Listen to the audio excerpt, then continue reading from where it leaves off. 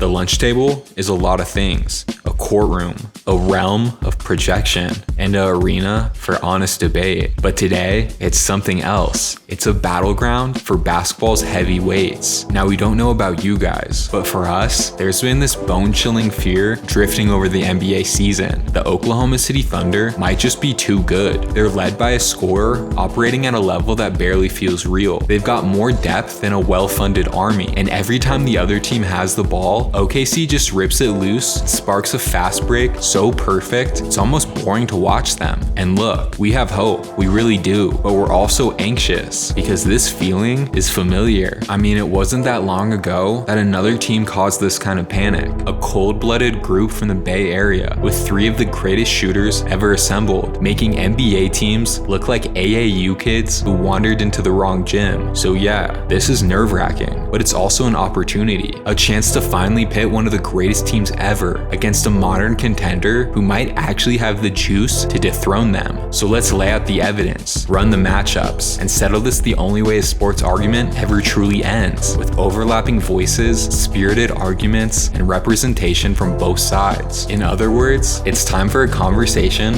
at the lunch table.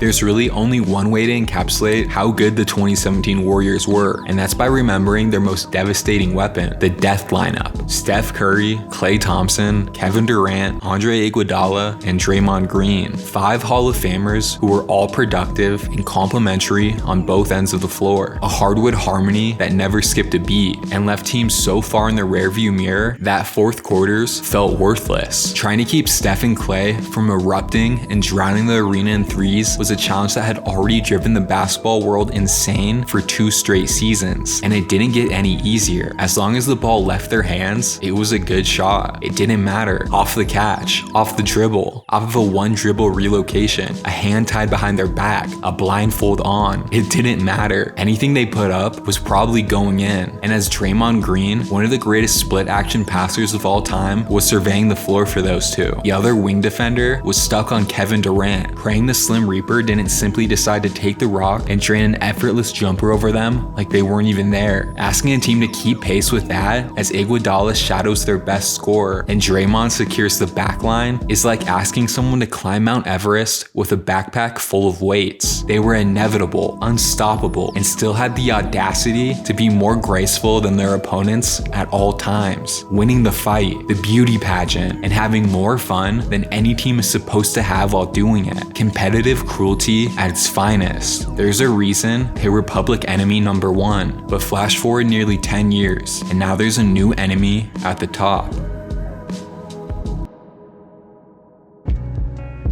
After having a dynasty stolen out of his arms, Sam Presti slowly crafted his own thematic revenge. He got a superstar, 2 co-stars next to him, and then just to make sure he never got robbed again, the Oracle of Oklahoma City surrounded his young core with a never-ending gang of thieves. Playing this Thunder team is like trying to escape a closed circuit. Shai Gilgeous-Alexander is going to drop a clinically efficient 30 points. It's better to simply accept that as the first hurdle to clear. The next one though isn't about an individual star, even though J-Dub or Chet could easily take over the game in their own right. Instead, the next task is scoring against a defense that makes an iron wall sound soft. And even that isn't enough to capture the suffocating reality teams face when they visit the Sooner State. This squad has literally everything you could ask for in a modern defense. 2 rim protectors who can move their feet, block shots, and end possessions. A collection of wing defenders with enough athleticism, size, and IQ to agitate the best scorers in the world, and a stable of guards so quick and opportunistic they turn every possession into a walking nightmare. All levels of defense stocked with all defensive level talents, and each one of them has a backup who would be a starter on 29 teams. 1 through 15, it's one of the best rosters we've ever seen, and that depth is what gives them the endless energy that torments every opponent they come across. On a really, really good night, your favorite team's stars might be able to keep pace with theirs, but the rest of the team, they're getting buried in an avalanche of steals and easy buckets.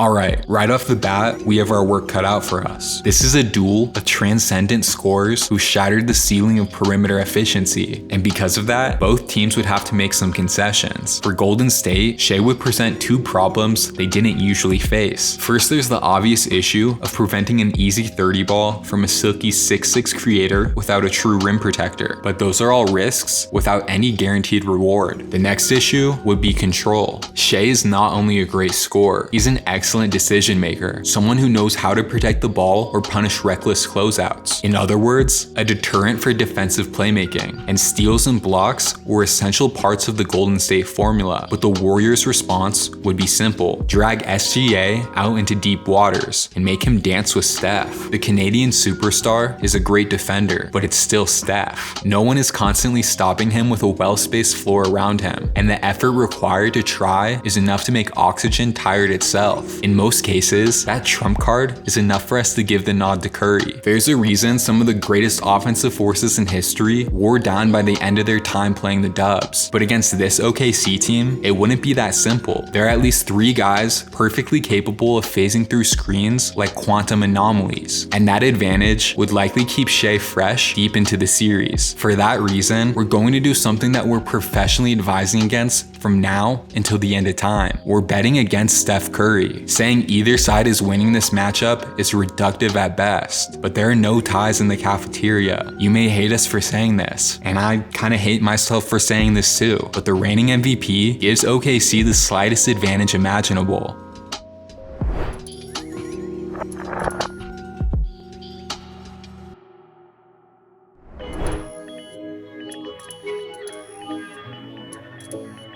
With Klay Thompson entering the later stages of his career, some people have started talking reckless on social media, which is why we feel the need to say this. You can make an argument that the other Splash Bro was the most dangerous shooter in NBA history after he got hot. Thankfully, OKC wouldn't plan on throwing just any defender at him, but we doubt they'd stick Lou Dort on him either. The SEC edge rusher, disguised as a 3-and-D2 guard, is one of those metaphysical cheat codes who can erase space and render screens useless, and that's precisely why the Thunder would have him hounding Steph Curry for as long as they could. Klay would probably be matched up with SGA for most of the series. Offensively, his gravity and intelligent off-ball movements would be a massive burden on Gilgeous-Alexander, physically and mentally. On the other end, we fully believe Thompson would hold his own. If he could stay in front of Kyrie Irving, there's not a player in the world he can't mirror. But as Kyrie proved in Game 5, sometimes a contest is nothing more than an accent and an iconic highlight. Dort's defensive impact will be more pronounced than Klay's, but Klay Thompson's potential to go Chernobyl levels of nuclear at any given moment is too much to ignore. The captain of the ship evens up the backcourt.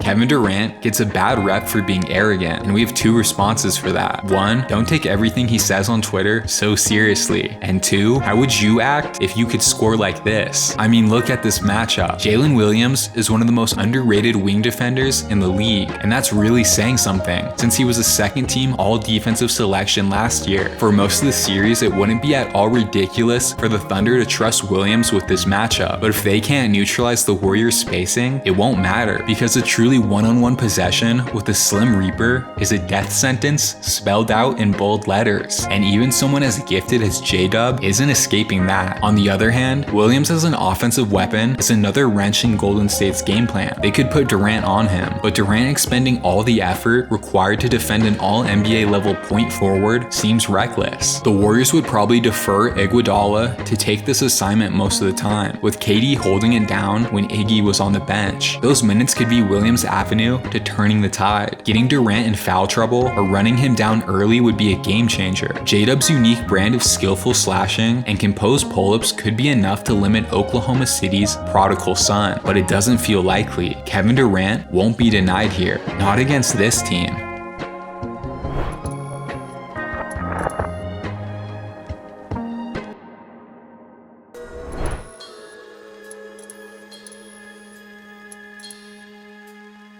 When Chet Holmgren was coming into the league, he was labeled a unicorn because of his size and skill. So far, he's lived up to that. The Gonzaga product can knock down threes, put the ball on the floor, or get involved in the pick and roll without skipping a beat. And that level of versatility would be particularly annoying for a defender who thrives as a roamer. To be clear, we have no doubt that prime Draymond Green could handle this matchup. Love him or hate him, the beating heart of the Warriors is one of the greatest defenders in the history of the game. And if his assignment was to take Holmgren out of the game, he would do just that. The thing is, OKC would probably be perfectly content with that. In fact, it wouldn't surprise us if they did everything they could to make that a reality by getting Chet a couple early buckets. But this is the 2017 steals leader and defensive player of the year we're talking about. If the Thunder want to get him involved in some early actions, they better be more creative than a surrealist on mushrooms. On the other hand, Holmgren's ability to protect the rim without getting punished in switches would be enormous here. The Warriors were known for tormenting bigs by dragging them out to the perimeter, and while Steph could certainly cook him on occasion, it wouldn't be enough of a sure thing to keep coming back to the well. At the end of the day, it's hard to see either player making a huge offensive impact. This one probably comes down to defense and offensive support, connective passing, offensive rebounding, and hustle plays. And with that as the rubric, it's hard to go against Draymond here.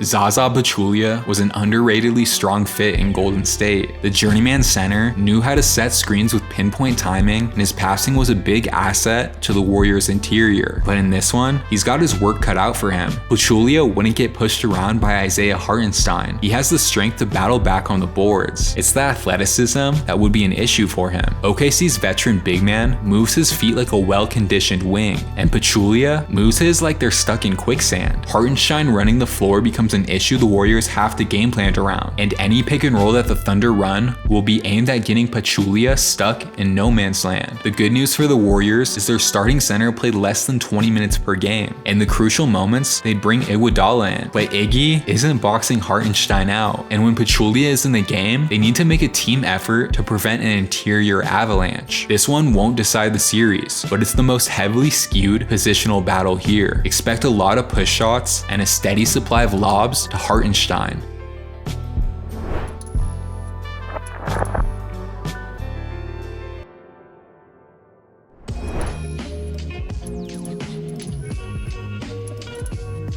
The year before adding Kevin Durant to an already stacked roster, the Warriors team's slogan was strength in numbers. Of course, they had to sacrifice some of that second unit's firepower to bring in another max contract player, but there was no shortage of veteran role players looking to play for the title favorites. JaVale McGee and David West joined the team in the offseason, giving the Dubs a couple key front court reinforcements. For the backcourt, they had Ian Clark and Patrick McCaw, not stars or spark plugs, but reliable shooters who gave constant energy. Then there's the de facto starter and vastly overqualified six-man, Andre Iguodala, a defensive X-factor Golden State could bring into the game to shut down opposing scorers, with some point-forward tendencies that always showed up on the fast break. OKC doesn't have anyone who could match Iggy's pedigree. That said, they could realistically play 10 players per game in this series and wouldn't see any drop-off. Cason Wallace is a mini Drew Holiday, a knockdown shooter and trustworthy ball handler with the defensive instincts of a psychic. Then there's Jalen Williams, the do-it-all modern big man, Isaiah Joe, the extremely dangerous shooter, Alex Caruso, the literal defensive superweapon, and Aaron Wiggins, a wing so talented, versatile, and complete that he's made a career out of saving basketball, a five-man super rotation. And we haven't even discussed their newest breakout star, AJ Mitchell. The Thunder get the checkmark next to their name when it comes to depth, and if the game turns into a track meet, that advantage could spiral out of control.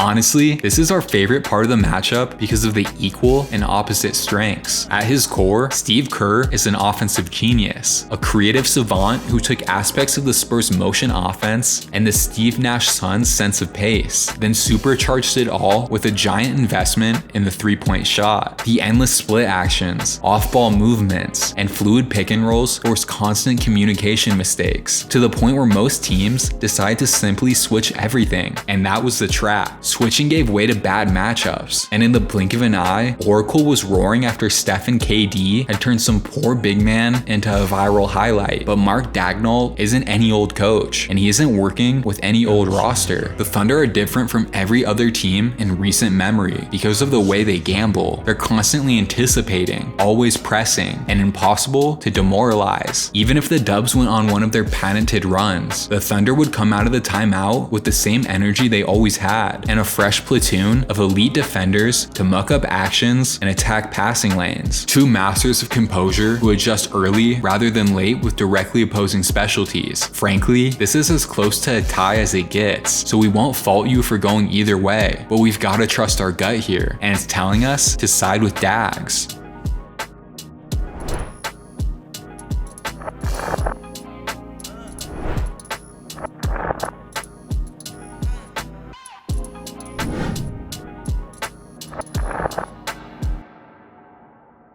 Most game ones are filled with early jabs and late haymakers, and we don't see this one being any different. After a back and forth 3 quarters, the fourth comes down to which team can make more tough shots in high pressure situations, and no one's beating the Warriors in that game. But after a taxing 4-quarter contest, OKC overwhelms the Dubs in a 48-minute sprint where every member of the Big Three goes over 20. Golden State responds in Game 3 with a strong first half, then the advantage on the offensive glass rears its head, and SGA's half-court brilliance takes care of the rest. The Thunder run away with it in the second half. At this point, we've gone 3 games without a Steph eruption, which means we're due. Game 4 goes to the Warriors thanks to a tsunami of threes, tying the series up at 2 apiece. Game 5 is where teams tend to hit the first wall, and that's where depth comes into play. With more fresh legs and a degree of half-court pressure that never lets up, the Thunder coast to a 30-point win with Steve Kerr checking the starters out early. But that wasn't a surrender, it was a strategic retreat, because in Game 6, Klay Thompson arrives with a 40-point heater that defies the limits of shot making. That brings us to Game 7, and here we get a little bit of everything. Some early Draymond threes, a couple huge shots from J-Dub, and some timely contributions from both benches. But in the end, it comes down to another tough shot contest, and even though Shea keeps the Thunder in it, Steph matches him and gives KD the chance to drive the dagger in, which he does better than anyone in the history of the game. For now, the modern throne still belongs to the Warriors.